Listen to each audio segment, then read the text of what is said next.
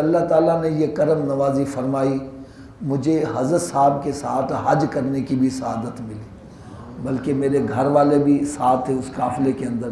اس کو چل مدینہ بولتے ہیں، اور بندے کا پتہ چلتا ہے، وہ کہتا ہے نا راہ پہ جانے یا واہ پہ جانے، بندے کے ساتھ سفر کرو پھر پتہ چلتا ہے۔ یار میں نے دیکھا ہے کہ بڑے بڑے بندے باتیں کرتے ہیں لیکن عمل کے معاملے میں وہ پیچھے رہ جاتے ہیں۔ آپ نے ایک شعر سنا ہوگا، حرم کی زمین اور قدم رکھ کے چلنا، ارے سر کا موقع ہے او جانے والے۔ لیکن کبھی کسی کو سر کے بل جاتے دیکھا ہے؟ حرم کی زمین اور قدم رکھ کے چلنا، ارے سر کا موقع ہے او جانے والے۔ یار کبھی کسی کو سر کے بل جاتے دیکھا ہو آپ نے؟ لیکن میں نے دیکھا کہ یار جب ہمارا چل مدینے کا قافلہ مدینہ شریف پہنچا ہے تو گاڑی جو ہے، گاڑی فٹ پاتھ کے ساتھ لگائی گئی۔ حضرت صاحب نے گاڑی سے جب نکلے تو اس طرح کلا بازی لگائی، سب سے پہلے آپ کا سر زمین پر لگا اور اس کے بعد باقی جسم زمین پر لگا، سر کے بال مدینہ شریف۔ اور پھر آپ چل رہے ہیں، در و دیوار چوم رہے ہیں، خاک چوم رہے ہیں، خاک اٹھا کر بدن پر ڈال رہے ہیں۔ یہ مدینہ شریف کی تعظیم اور ان کی ساتھ والہانہ محبت اور عقیدت۔ آپ میں سے جو کبھی کوئی مکہ معظمہ مدینہ شریف گیا ہو، وہاں پر ایک کھجور ملتی ہے، عجوا کھجور، بڑی مشہور ہے اور بڑی قیمتی کھجور ہوتی ہے۔ اچھا، یہ کھجور کے بارے میں بھی یہ ہے کہ جو بڑے بڑے بزرگ ہیں میری بات سمجھ رہے ہوں گے، ایک وہ وقت ہوتا تھا کہ ڈالڈا گھی کوئی لے کے جاتا تھا تو کیا ہوتا تھا؟ چھپا کے لے کے جاتے تھے، چھپا کے لے کے جاتے تھے کہ لوگ کہیں گے یہ ڈالڈا کھانے والا ہے۔ بالکل اسی طرح سمجھو کہ عجوا کھجور کی یہ کیفیت تھی کہ اگر کوئی لے کے جاتا تھا چھپا کے لے کے جاتا تھا۔ عجوا کھجور سب سے نکمی کھجور سمجھی جاتی تھی۔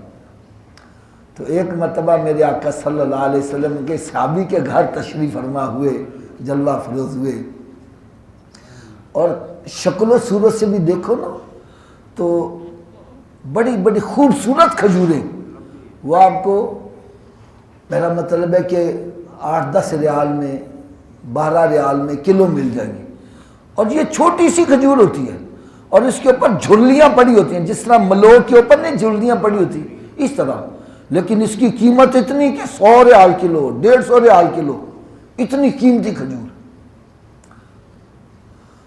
تو جب نبی پاک صلی اللہ علیہ وسلم اس صحابی کے گھر جلوہ فروز ہوئے تو وہ خوش بڑا ہوا اور پریشان بھی بڑا ہوا۔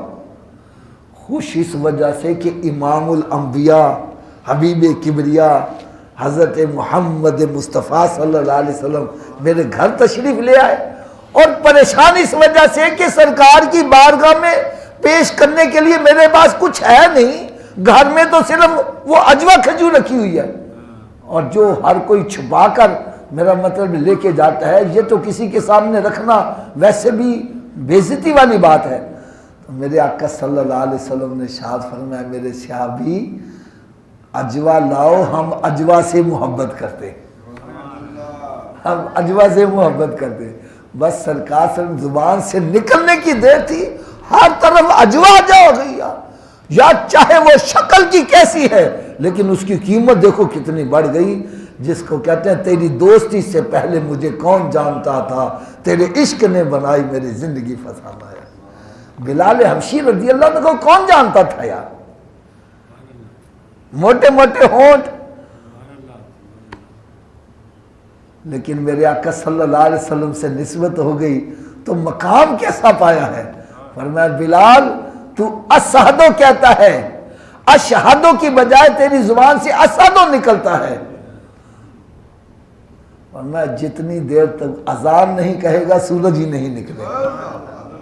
مقام کیسا ملا ہے، تیری دوستی سے پہلے مجھے کون جانتا تھا، تیرے عشق نے بنائی میری زندگی فسانہ۔ یار مدینہ شریف کون جاتا تھا یار؟ ڈرتے کوئی جاتے نہیں تھے۔ یہ یثرب تھا اور بیماریوں کی آماج گاہ، تندرست جائے تو بیمار ہو کر واپس آتا تھا، لوگ جانے سے ڈرتے تھے۔ اور جب اسی جگہ کو میرے آقا صلی اللہ علیہ وسلم کی قدم بوسی کا شرف حاصل ہو گیا، اب یہ مدینہ منورہ بن گیا، اب یہاں کی خاک جو ہے وہ کوڑ جیسے مرضوں کے لیے بھی شفا بن گئی۔